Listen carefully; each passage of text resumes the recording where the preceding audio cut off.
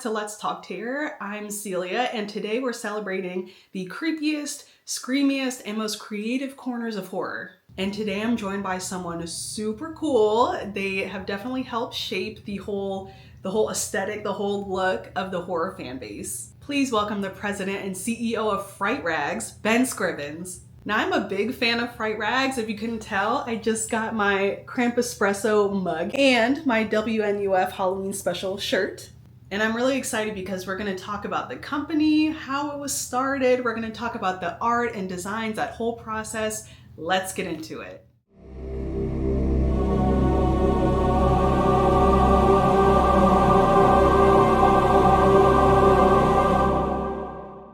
Hello, Ben. Thank you so much for coming to talk to me. I am so excited. I have some really good questions coming up, ones that I didn't actually send you Ooh, beforehand. okay. Nothing too crazy, I promise. No worries. But before we get into it, can you introduce yourself to the audience? Sure. My name is Ben Scrivens, and I'm the owner and founder of Fright-Rags. We make horror t-shirts, apparel, collectibles, all sorts of things, and I've been doing it since 2003. That's a long ass time. It's a And long I'm ass here time. for it. Yeah. I'm definitely here for it. Now, before I get into these actual questions, I just want to tell you that thank you so much for doing a run on the WNUF Halloween special. Like I'm Mm. I'm wearing a shirt right Oh, that's now. awesome. I'm prepared. I love that movie so much. And it's a smaller movie. It's not like, Halloween or whoever else. So I'm just happy that there's merch out there that I could get for this movie. I love it so much. So No, I'm glad. thank I you for appreciate that. that. Yeah, no, thank you. I love it as well. Like it's such a great, oh my God, such a great throwback. Every time I watch it, I'm just transported back into what it was like in that Yes. era, that they're evoking. So yeah, they did a great job. Yeah, and it means even more because I too am from the 1900s. So I definitely like it's all that nostalgia I love. And Yeah. on top of that, I see they're I sold saw out. you posted that. Yeah. Yeah. I was like, oh, she got one. That's great. I I got, appreciate and it. I'm glad because I looked, 10 minutes ago and they are sold out. So I'm like, oh, Yep. thank God. Got one just in time. Yeah, they went pretty quick. That honestly, we've been doing this Espresso thing. It's literally well, we have been doing every year for 10 years, but 10 years ago this year we actually started the Espresso thing with the shirt. And the last few years we've been doing these cups and no joke, every year there's been an issue. Something's gone wrong with the printing or whatever, and it's been so frustrating. And this year we were using a local company for those mugs and they just knocked it out of the park. I mean, those came out even better than I expected. So yeah, I appreciate it.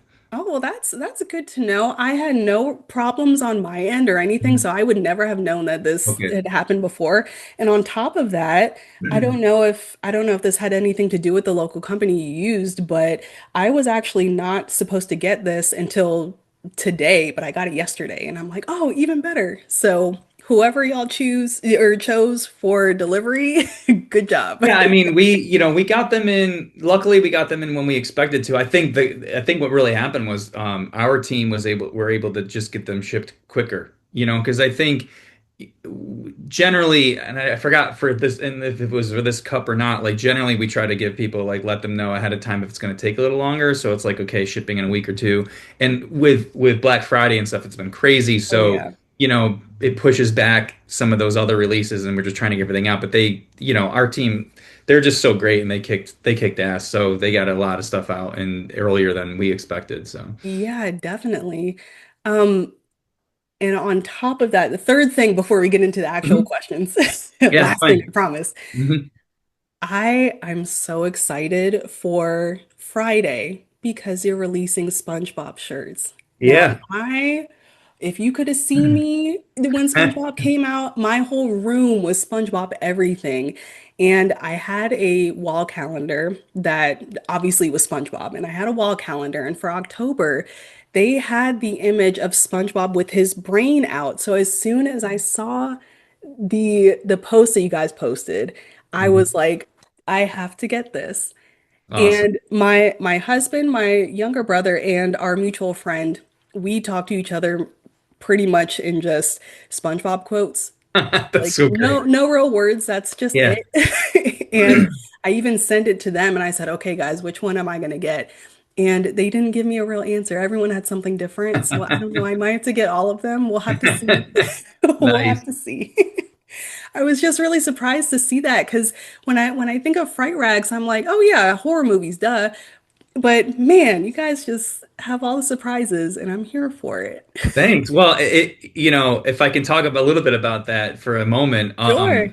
we that was we got our deal with Paramount. Well, it's Viacom. So like there was Paramount and CBS and Nickelodeon, and they all merged together. And we used to have deals with kind of each one of them. Well, CBS and Paramount, and why am I missing one? I feel like there was one other one there. It doesn't matter. But anyway, they're just big conglomerate now. And we hadn't worked with them for several years, partially because of the merger and everything. Yeah. So a little over a year ago, we had started talking to them again, and we were able to get a new deal. And the nice thing about this, and we'll maybe get into this stuff later, is when sometimes you do deals, they're either for set properties on their own, or you do a group deal with a bunch of properties. And Paramount's one of those companies, or I should say Viacom is one of those companies that you can do group deals. You can do a bunch of titles, Right. which is great because we could pull like the CBS ones we used to have, like Twin Peaks and Twilight Zone and stuff, and add it to like Pet Cemetery and stuff we've done before too. We can just have it like this Avengers of titles, as opposed to separate deals. And Nickelodeon's on there, but I didn't discuss Nickelodeon with them at all at the time. And to be honest, a lot of companies do things with Turtles and even SpongeBob to a degree, where I was like, that might be a separate thing. I don't know. So fast forward to this past year, this past June or May, we were in Vegas. We go to a licensing show every year in Vegas, and we just meet people face to face at these companies and stuff. And so we were sitting down with the people at Viacom Paramount, and we were talking about it, and they're like, did you guys do Turtles or want to do Turtles or SpongeBob? And I was like, uh, I would love to do that. I mean, it's definitely left field, but I also think people like yourself, and even to myself to a degree too, at least with Turtles, there's definitely a Venn diagram of like Oh we yeah. love horror, but we love other things, right?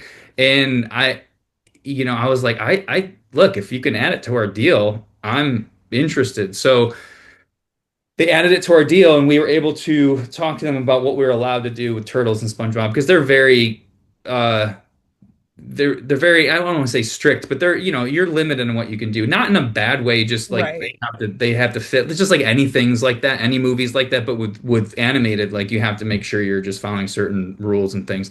And I will tell you, like, there's a lot of assets they gave us, which was great because like we do a lot of people where we take people and we have them do art for us and those types Yes. of things. Well, this is a harder thing to do because it's already animated, so we need to take what they give us asset wise.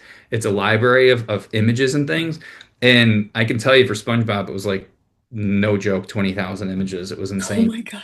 I'm not kidding. Like it was that vast. And then Turtles was a lot too across all different things. So we'd already done some Turtle stuff, and we were going to wait until next year to do SpongeBob. And then I honestly didn't realize a new movie was coming out. This was a couple months ago. And we had our kind of quarterly call, and they're like, well, there's the new movie coming out. And we're like, really? And she goes, actually, we have some assets that were already done. And I'm like, oh, great. Because a lot of times, if you have to then compile assets on your own, send it back for approval, it takes time. Mhm. Things take time. But they had done these B movie horror posters. I'm like, well, those look great already. And those weren't already being used on merch anywhere. Yeah. I'm like, cool. Like, start out that way because it kind of blends SpongeBob and horror. I use the term loosely with the new movie, and that dips our toes in it. And then we can start doing some like traditional, if you will, SpongeBob stuff next year. So there's more to come. We do plan on doing more. I don't know when exactly, but it's Okay. on the schedule for next year. Okay. Well, think about the timing because this is really messing up my Christmas spending. I'm supposed to be buying stuff for other people, and here I am spending Treat money. yourself. Hey, don't have to tell me twice. I already am.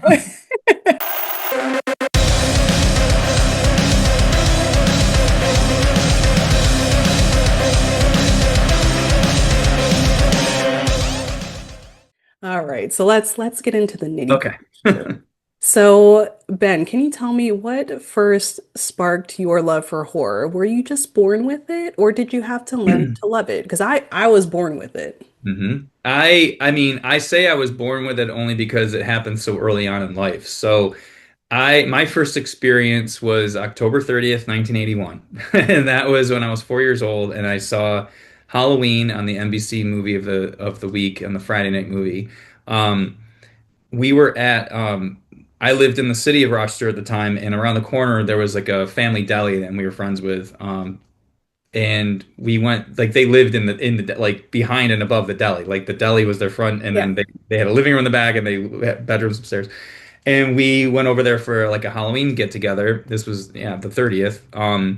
And we were hanging out in like their living room area in the back, and it's my parents I think were playing cards, and my brothers and my sister must have been off with their our friends' kids, but there wasn't anybody like my age, and I was again 4 years old.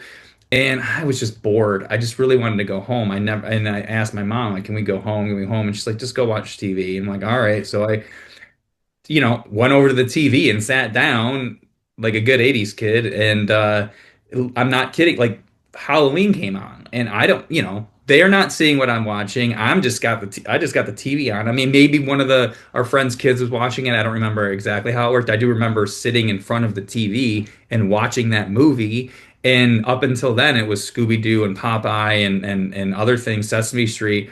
And my mind was blown. And in a way that I always, when I recall it, I don't remember being scared. I just remember being like in awe. Like, what did I just watch? And can I get more of that? And that really set me on a path of wondering what else out there is like that. And that was right early days of VHS or home, I should say home video, because we were a Betamax family because Oh, Rochester, okay. yeah, Rochester was a testing ground for VHS and Beta. And my dad got a Beta machine. I think this was in 81.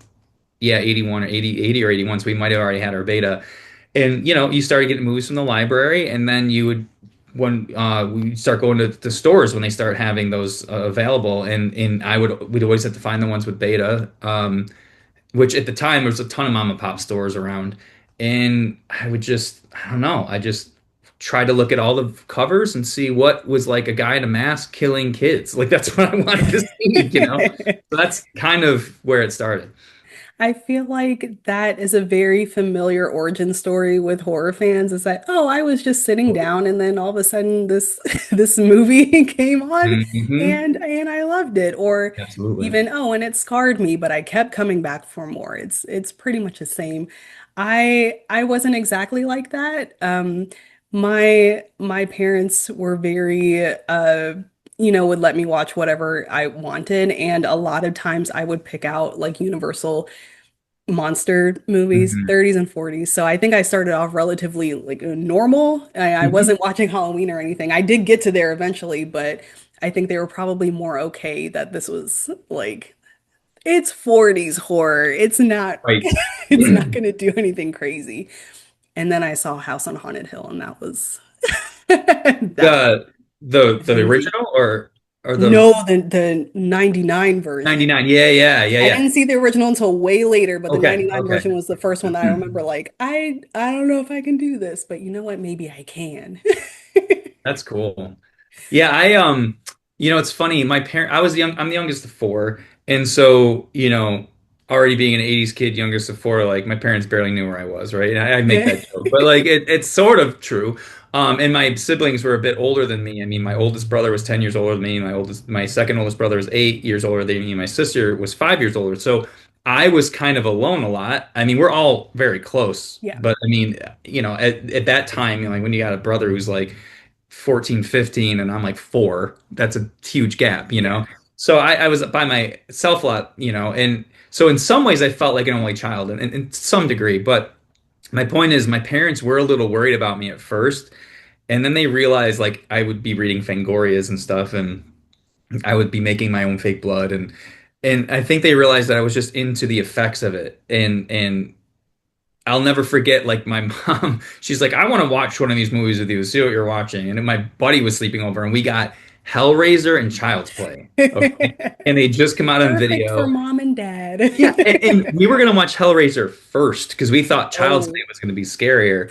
And we're sitting there watching Hellraiser with my mom, which we're like no joke, 10, 11 years old. And perfect. I'm like, oh my God. And she is like, I don't know why you like this crap. And she just got up and walked out. She didn't tell me to stop watching it though.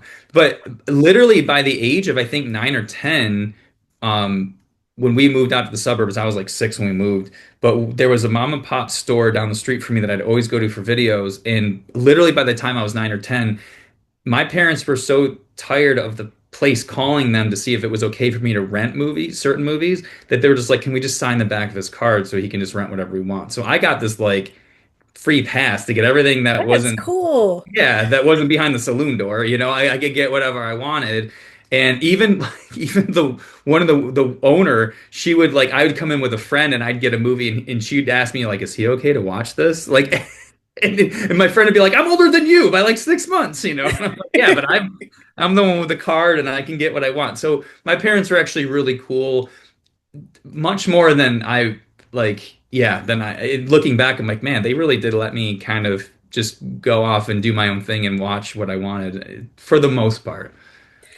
It's so funny thinking back about this because I am a parent now. I have a 5-year-old and it's like I don't know if I would do that necessarily. Maybe, I don't know. Yeah, it's funny to think back like that. I will say, like, I have kids too. My kids are older. My daughter's 19 and my son's 16. My daughter, so they kind of grew up around this stuff in general. Like I had a room in my house that was all masks and horror stuff, Yeah. right? Obviously, my office, all these things. They grew up around it. But the movies, my wife isn't into horror that much. She likes fantasy and things, but she's not. I mean, we both love the holiday Halloween, so she's totally like, let's do it up. But she's not sitting there watching horror movies with me. And she was always worried about showing like my daughter wasn't so into it really growing up, and she was around it, she didn't mind it, but she wasn't into it. My son showed more interest, and I would like show him little things, and my wife would be like, why'd you show him that? I'm like, ah, it's fine. But he was scared, Yeah. so I showed him Halloween when he was 8 or 9, and he was actually really scared going into it. And he was like, I was like, dude, if you don't want to watch it, it's cool. Or if you want to turn it off, I'm fine. I'm not going to force you to watch it. As Right. soon as he watched it, he was totally fine. And by the time he was around 9 or 10, um, we were watching a lot of things together to the point where I was like, you can kind of watch whatever you want to watch. Like we have a movie room at my house, like it's a Mhm. whole theater room and everything. You can just go in there and watch a movie. Like it's surround sound, the whole deal.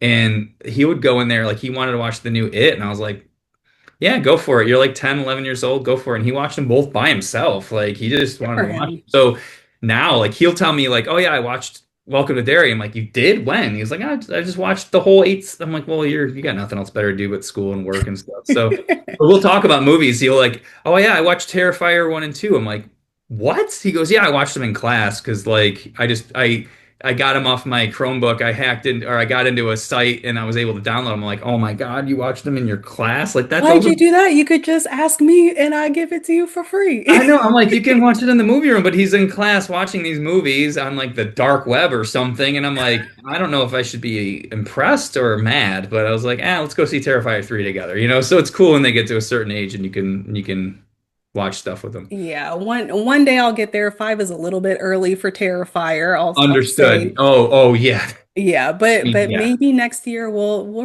work into it. Are you afraid Universal of the dark? Monsters. Universal Monsters, but more so like the things that I after that I would watch by myself. Sure. Like Are You Afraid of the Yeah. Dark?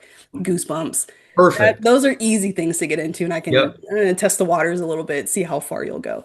That's Because great. we're almost like the same person, honestly. I not so much here. We recently moved, but before my office was all Halloween stuff all the time, all horror stuff, and he's totally used to it, but it's I don't like to push it on him because he's not really into that so much. He's Mhm. like he's a science kid, he's a space kid. So it's Oh, like I that's want you cool. to have your own thing, but also know that Halloween is the best.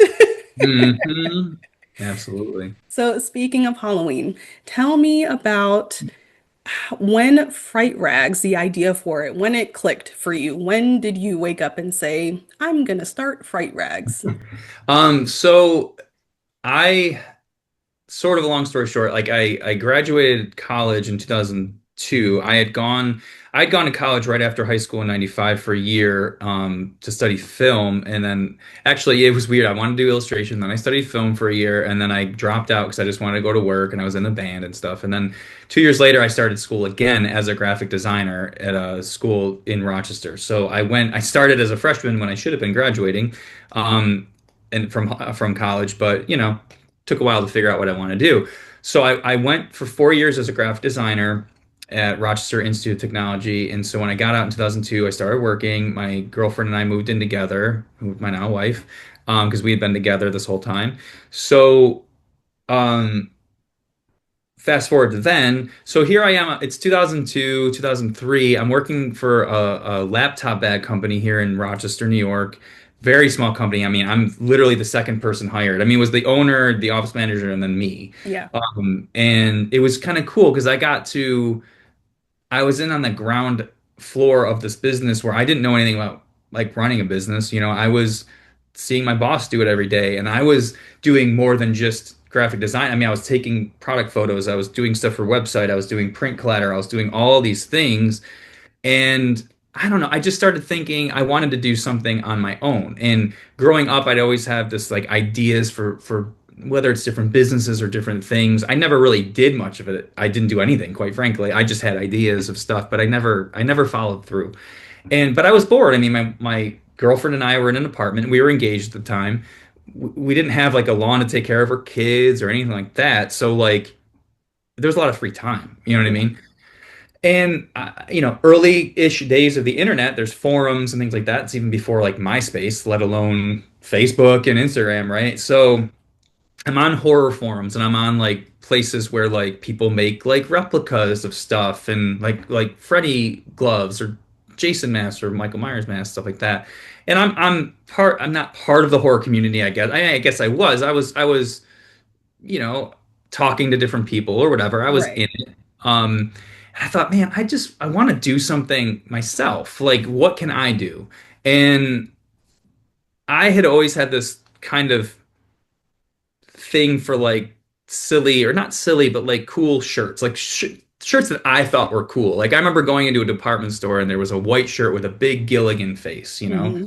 And I was like, that's interesting, just black and white, just his face. Didn't say anything else. I'm like, I like that. It's if you know type of thing. Yeah. Um, Stuff like that. Like I always had sort of an eye of what I liked, not to say that it was good or bad, it was just a taste thing. And right around that time, I discovered Rue Morgue magazine. And even though I had loved Fangoria growing up, and I still did, excuse me, by the late 90s, early 2000s, it wasn't the same. It was fine, but it didn't feel Right. the same. Whereas Rue Morgue, I initially saw that and went, this is a very well designed magazine. Like, it's not just well written, which obviously it was, the design, the illustrations, all the stuff. Like, who is doing this? And I found out it was this guy named Gary Pullen. And I was like, this is inspiring me to do something because I saw horror and design together for the first time. And I thought, what could I do? I can't make masks, I can't make Freddy gloves. I mean, I did some sculpting and stuff, but I'm not that good at it or anything. I know screen printing, but I don't know if I want to screen print my own shirts. But I think I like the idea of doing t-shirts because I'm a t-shirt guy. And like, I liked weird t-shirts, right? And at least I had a taste, a certain defined taste at that point of what I liked, I guess, if that makes sense. But I didn't have any shirts based on horror movies. I had like an Anchor Bay Halloween shirt that was kind of Hmm. cool, but I didn't like the design on the back. Like I was picky, I guess is probably the best way to put it, is I was picky. So there was nothing that I owned that was like a cool horror shirt. And I looked around and at the time Rotten Cotton was around and I liked what Sean was doing, but there was a vibe there that it wasn't me and it Yeah. felt a little too raw at the time. I mean, definitely a character. And I didn't know him at the time, but I got to know him a little bit. We've talked over the years and stuff. But my point is I was like, I could do that, but maybe in a different way. So that got me the ball rolling in I'd say sort of summer 2003. And then I came up with this idea, which is really the impetus of it was this was during the what would Jesus do kind of craze where you saw that everywhere. And I thought, oh, what would Jason do? And then I'm like, oh, WW hockey mask D. That's funny. Like to me, that is speaks to me as a horror fan. It speaks to me as Yes. just like a humor on a humor level. Um, and so at the time, I had met and started befriending Justin Mabry, who started Night Owl Forums. He also went on to start Trick or Treat Studios. Okay. So he and I became friends, same age. We would talk, I mean, hours on the phone, like 6, 7 hours on the phone. We'd be on the phone with each other. And he makes the best Michael Myers masks in the universe. In fact, he sculpted the one for the new Myers movies. You know what I mean? So, I mean, he's just incredibly talented. And I showed him this what would Jason do design, and I showed him just the hockey mask but blown up on a shirt. And then I did one for Michael, which is very simple. It's a trick or treat on it, whatever. Um, and he's like, "Yeah, those are cool." It's like you should post them on my forum, see if anyone's interested. And I was like, "You okay with that? Like, I don't want to like post my stuff like what I'm doing. You know what I mean? Like, I felt like it was weird." Yeah. He's like, "Oh, no, I'll post it." And I'm like, "Cool, man. I appreciate that." And then people just started posting like, "Hey, I would love that on a shirt. I'd buy that." And this was the first time that I'd ever done anything that anybody else publicly that wasn't like my family or a friend said anything about. And I was like, huh, maybe I should think about making these shirts. Like maybe I should think about doing that. And instead of just excuse me, instead of just like making these and selling them on like hey, PayPal me money, I'll send you a shirt. I'm like, I gotta think of a brand name, I gotta think of a site because it's my mind like designer and the whole deal. Yes. So I came up with this idea of Fright-Rags. I literally wrote down a bunch of horror or words and a bunch of words that mean shirt and just started connecting. I mean, that was what it was. Let's Yeah. be honest. And I'm like, Fright-Rag. I remember laying on my bed, like talking to my fiance. I was like, Fright-Rags. She's like, yeah, that sounds pretty good. I'm like, all right. Bought the domain name, coded the website in HTML by hand, linked up my PayPal account. I've never done anything like that before. I'd done a little HTML in college, but I was like, I've never done anything like this. And I spent literally $600 with my credit card. We were saving it for a wedding, and my wife was like, "What are you doing?" I'm like, "I don't know. I actually don't know. I don't even know how I'm going to make this money back." And I bought 60 shirts, 20 of 3 designs, and just started selling them in September of 2003. And I got this initial, I still have a folder of all my orders from that first month, printed out from PayPal and with the delivery confirmation stuff on them. And I was like, I guess I'm selling shirts now. Like I kind of just fell into it, but I was like, shit, when I got my first order, I was like, what? Someone just sent me like money? Like sent me money for something that I came up with that I'm gonna like that's crazy to me. Um, and that's really the beginning of it. I love how you worked in your graphic design with actually making something come to life. Because a lot of times, especially for people of our age, you Mhm. don't get to use what you went to college for, or you Yeah. end up like going Yeah, someplace totally different. So that's it's true. nice that you actually got to do that. Not a lot of Yeah. people do.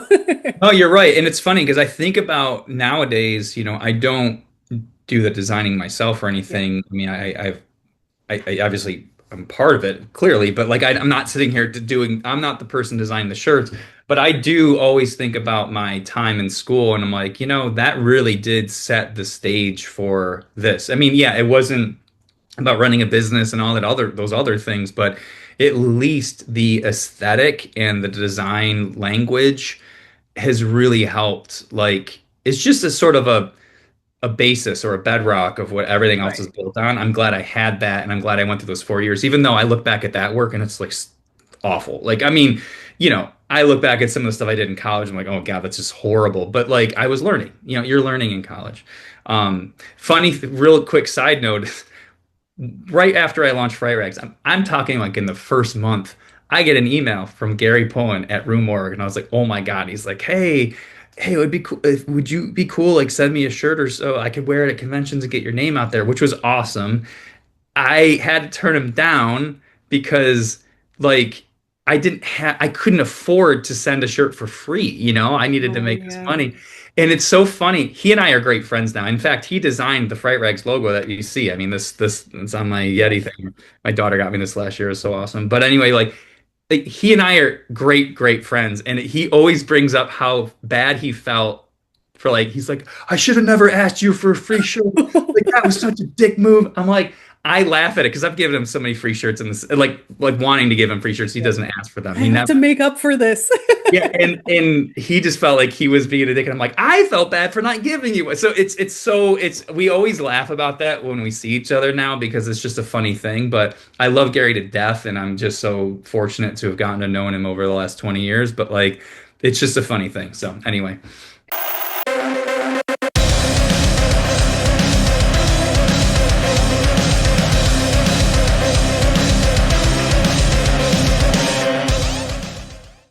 So you spoke a little bit about the business aspect of Fright-Rags. Can you run me through a day of being a CEO? Like you don't have to get too far into it, but like Sure. what do you do exactly now that you're like at the top of this and it's a full-fledged business? It's we're still very small. I mean, we're 9 people total. Like full time 9 people. We work with other artists and things that are contract, if you will. But like, there's 9 of us full time. I'm still, for better and sometimes for worse, still very much the center of it all. Like everyone's got their jobs. I mean, Right. people that I have in our warehouse do an amazing job. They don't need me, right? I'm not, they're not asking me every day for every little thing. Same thing. I have people in marketing and design and operations and office management. Everyone does their job amazingly well, and they're all great. I have an amazing team, but I'm still a bit of a bottleneck for a lot of decisions, a lot of things that need to be just thought about and decided on. And that touches almost all of that. And so I have to, like, for example, today's a good day. I'm in the office today. I do work from home a lot, but I'm Mhm. here once, twice, sometimes 3 times a week. It's definitely always once, usually on Tuesdays.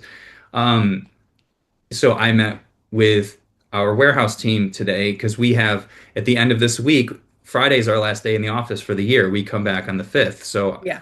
I always do a 2 week shutdown every year. I personally I feel like it's important for everybody, not just myself, that we just get some time off because it's like, look, it's it gets crazy with Halloween and then Black Friday and all the stuff. Like, what are we gonna do? Come in for a couple of days, and you got Christmas, then you come in for a couple of days, you got New Year's, and then you're back to the new year again. No, man, I want the time off. Like, let's just go home and take the time off. So everyone Right. gets paid time off. Let's just go home. So working with the warehouse team today, we were going over January and February schedule to make sure that we had timelines for everything, that when we were expecting things, when things were going to get shipped, blah, blah, blah. Then I talked to Chris, who's our operations guy. We went over a bunch of different things. Okay, what do we have to order? What do we have to make sure we're in good shape for this release? Okay, that's coming out in March, so let's backtrack. When do we have to order it? All those decisions. Then I talked to one of our designers for a little while because there was some issue with some things going on with another department where it's like, okay, we got to figure this out. So basically, most of my days are emails and maybe putting out some fires. Where I do try to slip in some time is just like, I just need to think about like scheduling. So I do a lot of scheduling in terms of like, what are we doing next year? Like, what Mhm. are the big releases? What are the other titles we have to focus on? So it is it's hard to say what odd day looks like because every day is just sort of like, I don't want to say chaos, but in some ways it's a little bit Yeah. chaotic. Um, because I touch a lot of places in the business, which I like. I think it speaks to a little bit of a left brain, right thing for me, whereas I love creative, but I also like getting a little bit into numbers and things. So I do like analyzing sales or numbers just in general, like, all those things. How are things performing? What do we got to do? Blah, blah, blah. Then I flip over and go, what cool stuff can we make? You know what I mean? So I like those both sides of those things. So what about the licensing factor? Do you how does that work? Do you like go out and say, okay, I really like this property. Let me just sneak into some DMs and see how they would feel about it? Do people reach out to you? How does that work? Yeah, actually, it's both now. Okay. It's pretty wild that they reach out to us for certain things. Like I've gotten calls or emails before where it's like, "Hey, we got this new movie come out. You want to do stuff for it?" I'm like, "Yeah." Or sometimes it's like, "Nah, I'm good." Well, it depends on the property. It depends. Like, Right. I'll give you an example. Like, Sony reached out to us about the new Anaconda movie, and I was like, I like, Well, I don't think it's going to be worth it for us to do anything, and there's a lot of reasons for that. mhm. So. The way it works in general, these days we are very fortunate in that we either still work with or have worked with almost every major studio that is around. Like in terms of the of what would constitute the bulk of the movies out there, right? Right. There are definitely outliers where a movie might be owned by one person or producer or something like that. So you're either working directly with a studio, Hmm. like I said before, Viacom or Universal Studios, MGM. Those are studios that handle their licensing in-house. So we deal with them directly. Other um other times we work with like a broker. So it's like a company that handles licenses for tons of different places. So like a movie like um I'm trying to think of like The Crow, that's handled by a Okay. licensing agency that also handles some other titles, right? So you can go to them and say, I want this title, this title, this title. They're three different deals because they're from three different people, but that company's handling them all, if that makes sense.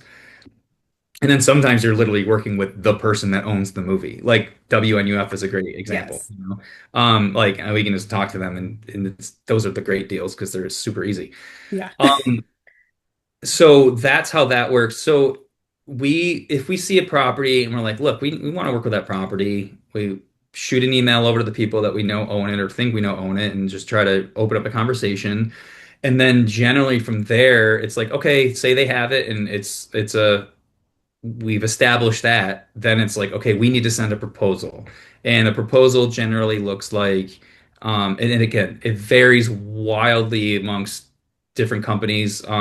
Larger studios want forecasts for the next 2 years. They want to know what you're going to do, how much you're going to do, blah, blah, blah, blah, blah. Right. It's very hard to mind you to nail down because you don't know. You have no idea how much what you're going to do. You have an idea of okay, you have an idea of what you could do, but you have no idea what you're actually going to do. But they just Yeah. want numbers. They're trying to justify their job so they can say we're bringing in this much. It's a whole thing. Right. It's like you're the Not studio. You tell me what you're doing. right, and I'm not putting anybody down, mind you. Yeah. It's just more of it's there's an element to it that's very much a game, if I can say that. So then you have to say, okay, we're willing. And I'll use simple numbers in terms of because they get crazy, but like okay, it's $5,000 down. That's an advance against royalties, and we want it to be 10% royalties. Now those numbers are just made up, but like it's that's around certain things. Right. Believe me, certain titles are way, way, way, way more expensive than that. But for just ease of math, it's like, okay, well then you get a deal that's usually 2 years, and within that 2 years, you you have to make over $50,000 in gross sales on those items before you start paying that 10% royalty because that 5,000 is the advance on that 10% royalties, if that makes sense. Yes. So, you pay out that advance and then you try to make products that you'll get to earn out of the license that you can start paying the 10%, on each item sold after that. Some properties never will earn out and you're just like dead in the water. So you're out of that money, you're out of the advance. And sometimes that advance money is a lot of money and you're like, damn, that sucked. Hmm. Sometimes you earn out pretty quick and you're just paying royalties, which, in theory, you're like, oh, it would suck to have to keep paying royalties, but that means you're making money on it. That means you're at Yeah. least you've made over what you needed to make. So now it's just like, yeah, you have to pay that 10 or 12%. Now it's mostly 12 or 15%. At least you've earned out on that license, right? But you have certain categories that you're approved to do. It's not just anything. You have to get approval on everything you do. So it's not like you can just have carte blanche and do whatever you want. You have Yeah. to then and then there's limitations. Can you use likenesses for people? Can you use this? What are we allowed to do? It's all that stuff. so it takes time to develop, and then it's a whole thing. Oh my goodness.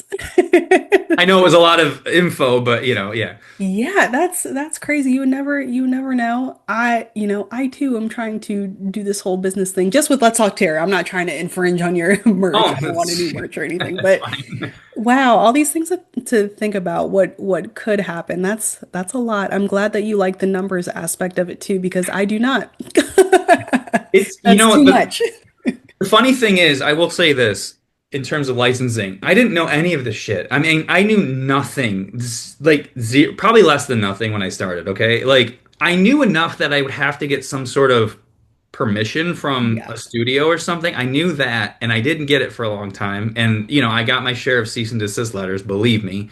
Um, but it was, I'm very lucky in that the way this business started and the way it continued to grow. I was working full time. I didn't quit my job until 2008.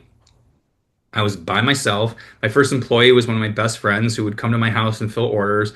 These things were happening gradually. And yeah, it was a leap to quit my job. My daughter had just been born like a year before that. Like it was a whole thing.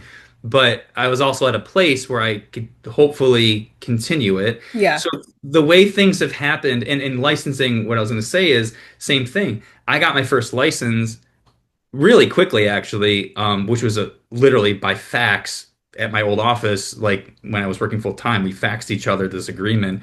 Um, it's actually the one we still have today. It's Sleepaway Camp 2 and 3, which is hilarious. But that was like nothing in terms of an agreement. It was like a handwritten agreement. And then it was like, here's a contract. Okay, I signed the contract, and then I screwed something up because I didn't know what this thing was. I had to learn it. And then the next contract I got was a little bit more detailed. So I had to figure out those types of clauses. And then the next contract had all that other stuff plus new stuff. So it was like it's the step by step thing where by the time we got to places like Universal, I had started to understand probably about 60 to 70%. And then they added even more stuff in there. So I've only gotten to where I've gotten because I've screwed up so many times. I literally screw shit up on a daily basis, but I'm still learning and I'm learning it as I go. And yeah, I mean, I look back and go, "Oh man, you were stupid or you did this," but I didn't know. I mean, I don't, it's fine. I mean, it is what it is, but like always got to be learning. And so this has all kind of happened as a step-by-step basis. Yeah, I mean that's how you learn. You got to make mistakes at some point. Nothing is going to be perfect right off the bat. Now here you are with you can say your company's not big, but it is big to me. I So, appreciate it.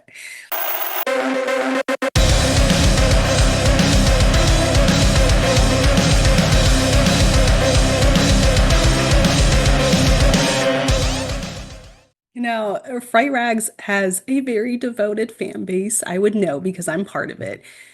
Is there something that you think resonates with fans that you guys do, or is it just we got lucky? I mean, I like to think that because we are our own customers, it would be totally different if I was trying to sell like, I don't know, dog food or something, right? Like, I mean, I love dogs, don't get me wrong, but like horror is something that is not just in me and what I love and my passion, it's everybody here. Like everybody here loves it, right? And we all have our different favorite movies. Some of them are like, we're similar with, or but like Jess is the Stephen King and Dawn of the Dead person. Liz is the turtle person, but she loves Dawn of the Dead and other movies. Heather loves Friday the 13th. Tansky loves, we all have our like niches, if you will. Like Kimmy's the Hocus Pocus queen, but we all converge just in our love of horror and we can all talk it. And I think that is something that we try every day to imbue into what we do. And a lot of it is just whether it's me by myself or us talking in a room together or on Slack or whatever, we really come from a place of what do we want? Like, what do we want? And I'm not really out there trying to chase trends so much, even though some of those converge. You know what I mean? Like you can say VHS is a trend or whatever, like whatever. I love the VHS type stuff too, so I'm not chasing that. It's because I like it too. But I don't know. I think because it comes from a place of what we want and we are fans like anybody else. I think I'd like to think that comes through and it rings more true to our customers and fans where they can feel that it's coming from the same place, you know? Yeah. That's what I'd like to think, I guess. Now, as a horror fan, what has been your favorite collection that you've let out? I mean, And it doesn't have to be one that's current, just like in the right. whole run, what is your favorite? So, I mean, the easy answer and what I'll lead with is the fact that we got the Halloween license. That was a big deal because Yeah. not only is it my favorite movie, which I've established many times, but that was a hard one to get because I I actually tried getting it back in 2005 and I had a lot I had some balls actually. I mean, I sent the head of the company, Malik, Mustafa's son, like a Mhm. shirt we did. Like we'd already sold the shirt. We only made 31 of them, but he's like, Yeah. you can't do that. Like you can't like you better take that off your site, which it was. But like I sent them this presentation, this folder. It was a whole thing. And I was getting close, and then something would happen. And then I was getting close. And I mean, the first time we were close to potentially a deal, and his dad got killed. Oh, yeah. Mustafa and his, and Malik's sister got killed. I mean, obviously, I'm not going to be trying to get a deal after Oh, that. right, right. It was awful.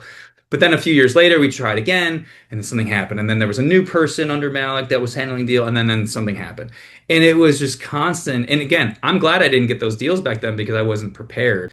It wasn't until 2013 that we finally got a deal, and it was very limited to in the very beginning. We could only do a couple different products, but it got our foot in the door, and we've been working with them ever since. And it's interesting because they work with a broker now, but so all of the other licensees of the original Halloween go through this broker. We go right to Malik and Ryan, who works with them. Like we're the Fancy. only ones that we're direct line. I mean, I can call them up, text them or whatever, and be like, we want to do this. And they're one of the few that will be like, they'll let us kind of come up with ideas.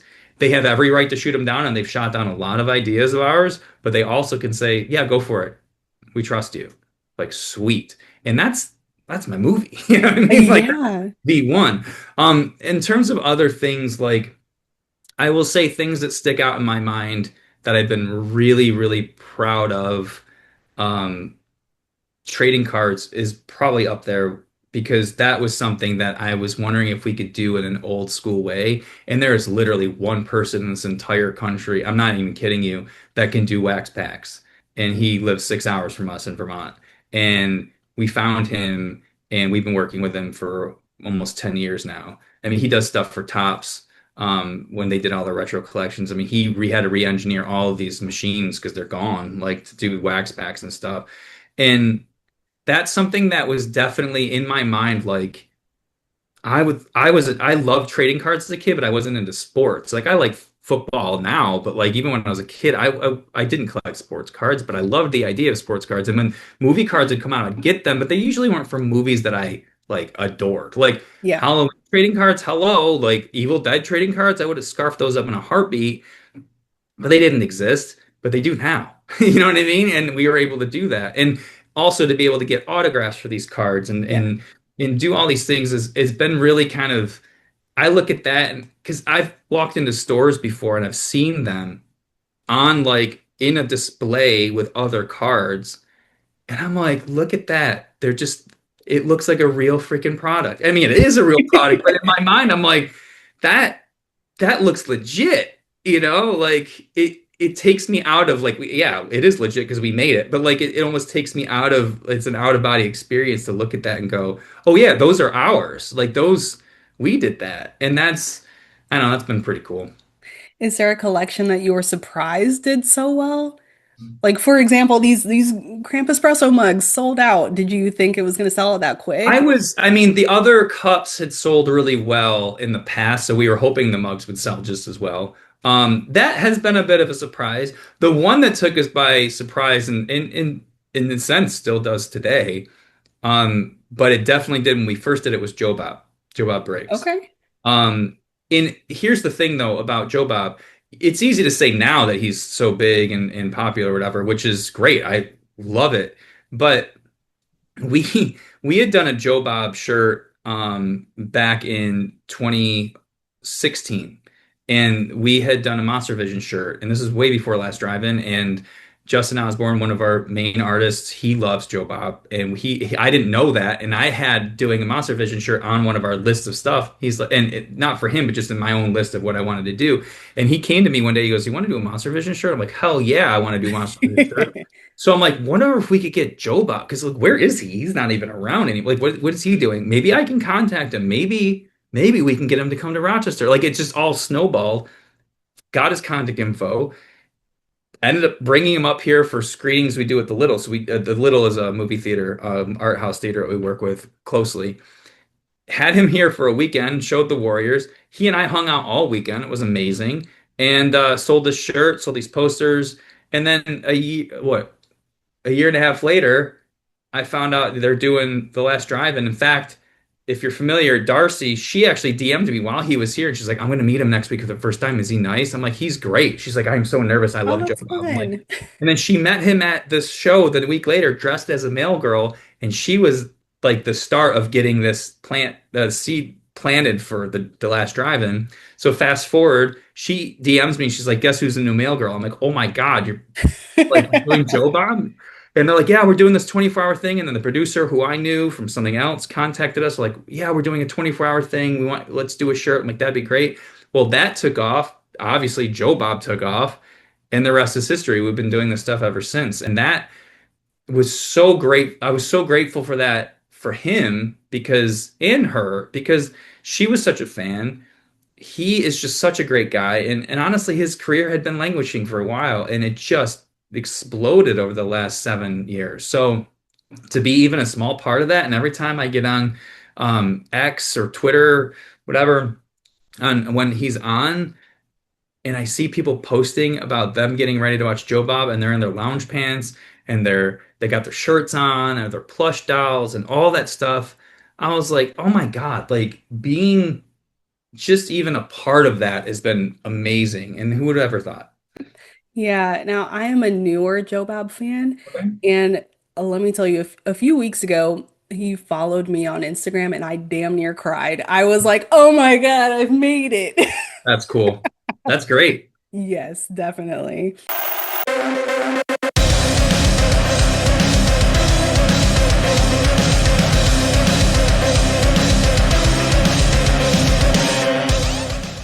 Mhm. What advice would you give for any person trying to start a company, do their dreams? I mean, I think the biggest thing I can say, because like I think about this sometimes where it's like, what if I had to start now? Like it's a totally different world now than it was in Yeah. 2003. It just is. And honestly, in a lot of ways it's easier, in a lot of ways it's way harder. I think about starting a website or something, how easy is that today? Like Oh it's yeah, for sure. literally click and you're done. But at the same time, there's so many things out there, there's a lot of noise. But I think the one thing that hasn't really changed, honestly, is the fact that you just got to start and you just have to keep doing it. I think one of the things that I think the reasons why we're still around is that we just persevered, and you don't stop. Like, look, there's been a few times where I'm like, I don't know if this is going to survive, like if we can keep going. And a lot of tough decisions, a lot of sleepless nights. There's times where you're just like, do I even do this anymore? Like, what, especially early on, I'd be like, what am I doing? And finally, you just have to keep going and learning and persevering. And it's it yeah, it takes a lot of I think a lot of people see a company or a person and go, "Oh, well, it's easy for them," or it's, "Oh, they've got everything," or they're already doing it, whatever. Yeah, but at least in terms of me and this company, they didn't see all the nights coming home from my job and just writing emails and doing the work and getting up early and filling orders, and then going to the post office during my lunch break so I could fill out handwrite these international mailing forms. And that's all I thought about. That's all I did. There was several people that started around the same time I did, similar types of companies, and they're not around anymore. And I think a lot of it, they just moved on. And I'm not saying that they failed. I'm just Yeah. saying that they just moved on or whatever. Now, in a lot of cases, they probably just wanted to go do something else and they were more successful doing that. That's great, you know? Um, but I think in some cases, people just gave up. And for, for what it's worth, I was just too stubborn and I didn't. And, luckily it kept going. So I would say, it doesn't matter the technology, it doesn't matter the day and age. I think you just have to you have to make something that people want, obviously, but you also have to just keep going. And part of keeping going is learning what works and what doesn't, and keep steering towards what works, you know. With the knowledge that you have now, if you could go back and do anything differently, would you go back? And two, if you went back, what would you change? See, it's hard. Like I have nostalgia for the early days, as weird as that sounds, but I mean we're 22 years in, so I can say that.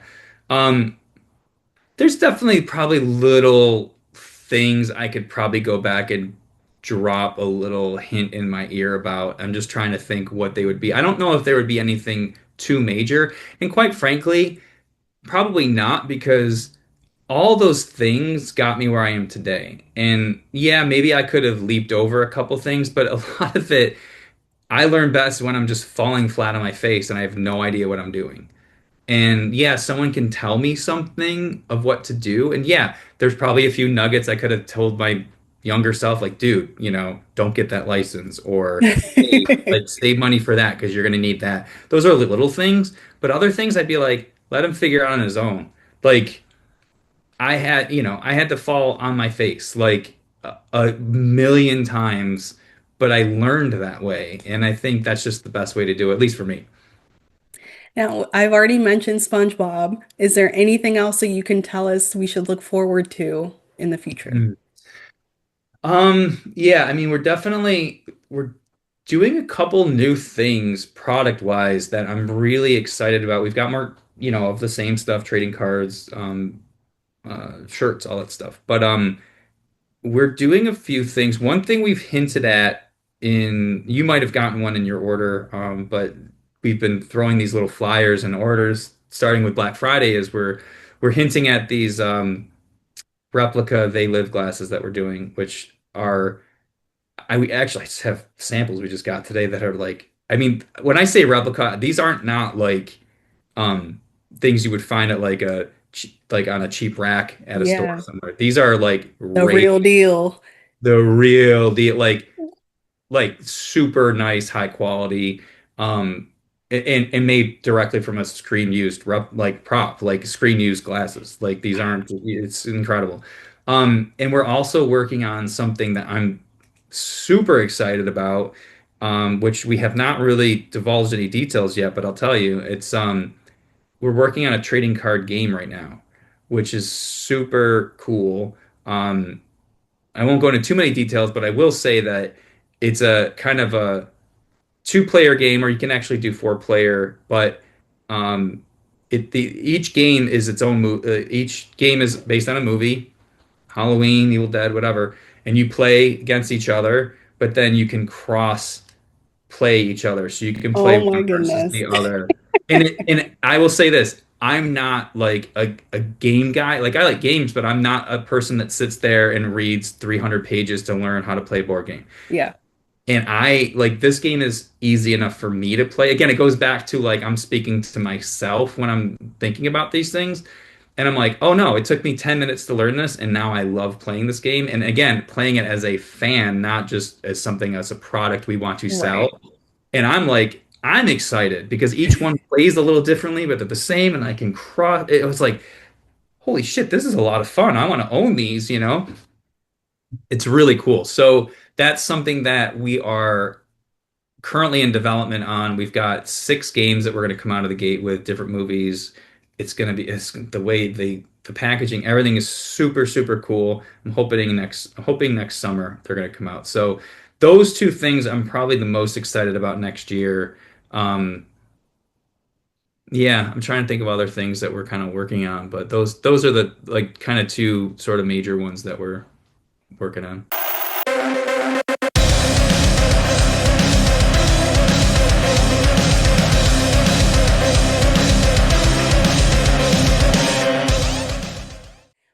What is your favorite horror movie of all time? Halloween, easy. Your favorite horror villain? I'd say Jason, An underrated horror movie? Prince of Darkness. Overrated? I already thought about this one a little bit before. It's very hard for me to say, but the first thing that came to my mind when I was thinking about this before, so I'm not cheating you or myself here. I would say the Saw franchise for some reason, but I don't know if that. Look, I hate saying anything's overrated because if someone really loves it, I don't want to put them down for loving Yeah. something that I might not love. So I don't want to like hate on it. You know what I mean?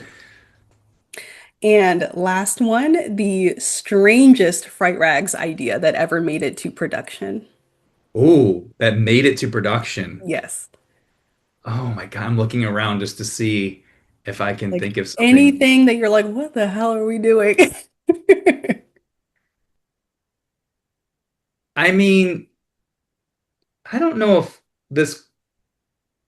I'm really, really, really trying to think of like the oddest thing that we might have done that it seems like weird. I will say I don't know if this. I don't know if how strange this is, but it's definitely one where it was like, yeah, we're gonna try it.